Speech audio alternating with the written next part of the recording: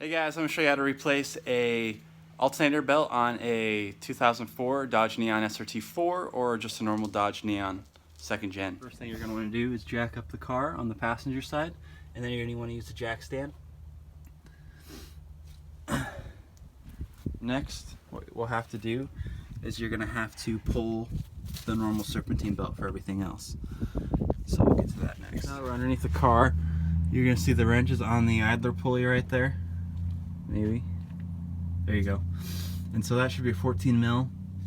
15 fits on it just fine as well. So what you're going to do is you're going to push it towards the firewall of the car. So push it away from you. You're going to see the belt move. Like that. And then once it's released, I can't really do it and pull it off at the same time, but once that's pulled and tension's off, you'll just pull the belt off. Alright, so the reason why we're pulling that belt off is because you can't get the alternator belt off a crank pulley because that belt stops it. So we're going to do that part next, which we're going to have to be on top of the car for this next one. You're up here, so you're going to look to the back of the motor, and you're going to see the alternator right there. See if I can get it to focus. Anyways, this bolt right here, it's a 13 mil. That's the one we're going to loosen, and that's going to release the tension on the alternator belt.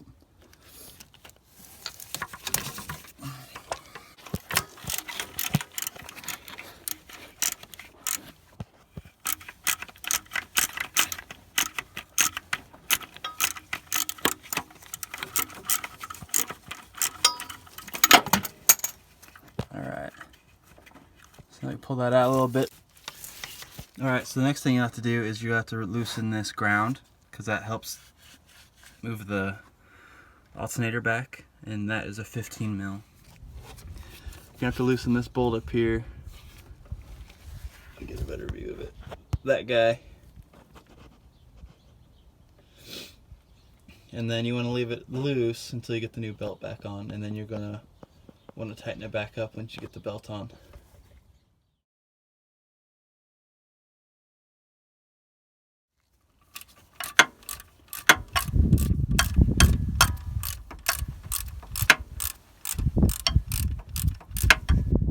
So you just gotta make sure it's loose. Pull your wrench out.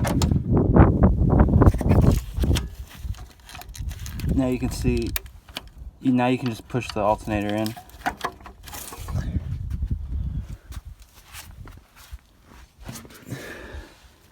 So now we should be able to just pull it off like so.